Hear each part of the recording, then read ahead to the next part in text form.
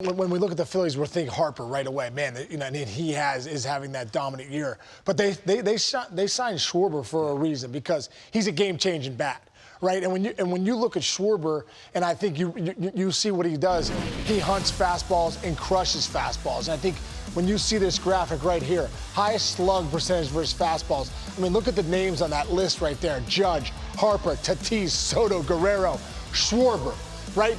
You start throwing this guy fastballs, you're going to pay. And I think early on, Fran, one of the reasons that he kind of scuffled a little bit is because guess what? If we know that stat, that means all the pitchers know that stat too, right? They're not just not paying attention. They're paying attention to what this guy's doing. When he gets fastballs, man, this guy can absolutely crush a baseball. And I think one of the things is when you see Schwarber, go back to last year, what was it? June 12th to the 29th, he had 16 home runs in 18 games. I mean, are you kidding me? He got so hot. It was unbelievable. And that high heater, I don't think anybody hits a high heater better than Schwarber Stubbs. 90 miles an hour, up and in. But guess what? What they start doing him this year, they start feeding him a steady diet of breaking balls. Slider in, lefty sliders away, changeup inside, 85. There's another changeup, 82. But you know what he did? He made the adjustment, Fran. This game is a game of adjustments. What'd they start doing? They started giving him those off-speed pitches, and he started going deep off them. His last 6 homers, 3 of them have been off-speed pitches. And then what happens there, Jimmy, when that happens? They start coming back with the heater. If you want to get the heater in the big leagues, you got to hit the off-speed stuff. And I think this is a big factor right here. Look at this slugging percentage by pitch type. In his first 48 games, non-fastballs at a 253. Last 13, guess what, guys? 824, which means his slug on heaters is back up because he's on both of them. Jimmy, and you could talk about that for you being such a big home run guy. You know, it's such a game of adjustments. And I'm sure you faced that at times, too, where pitchers would look at you and say, you know what, Jimmy's on the fastball right now. Let's start giving him some changeups away. Let's start burying that slider down and in. And then you had to adjust back. So could you talk about that, how this game is such a game of adjustments? No, it is, Case, and great point, great demo.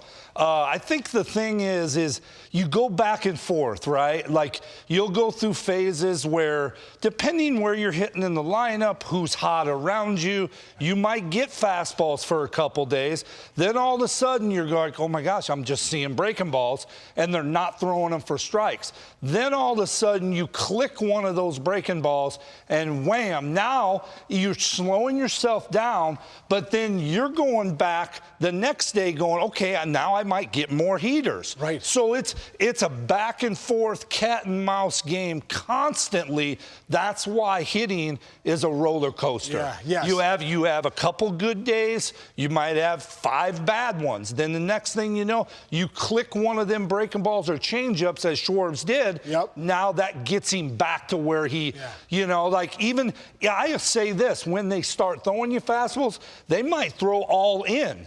And you as a hitter have to understand, are they throwing me strikes in? What pitch? Or off the plate. Yes, when you're real hot, you have to understand what pitch are they wanting to throw strikes to you on.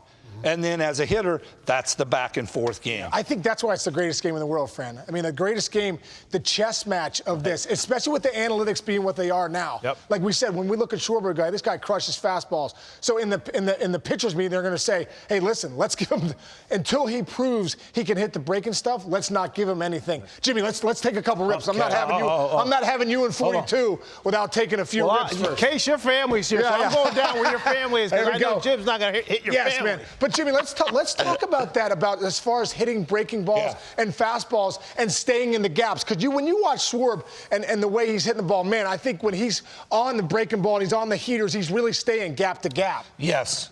And I think the key is when you come out and hit, you have to understand there's a baseball here, and then the one on the plate. Okay? Like my barrel, I can hit a ball out here at ball number 1, here at ball number 2, and this one is more probably that angle. Now, 2 strikes, the ball can get back a little bit, and then you would rifle the ball to left field, which you did so well. So these baseballs kind of determine where my bat head is out front. I like that. Still, listen. for all the folks at home, these things are whistling. A wiffle ball has never felt this bad. So Jimmy, you're really, when you're working, especially the soft tossed here, you're working those balls down the middle, bam, you're staying back up the middle, driving it in, out. Obviously, if you try to come back, you might hit my head off, but I just love this drill. There you go. See that right there? See how I came up? Yeah. And I just maneuvered the bat head a little bit. Now I'll pull the ball. Okay. Love that. Love it. Couple more. Awesome, Jimmy.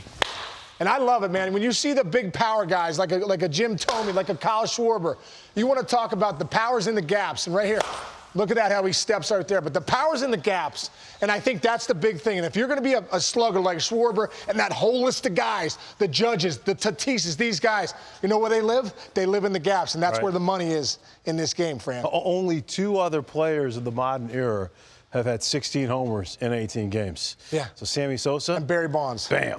Yeah, you nailed it. Impressive. Yeah. Right. This guy didn't miss one, by the way. That's unbelievable. He didn't foul one off. We didn't even take any swings in. First one was like, wham! He got it.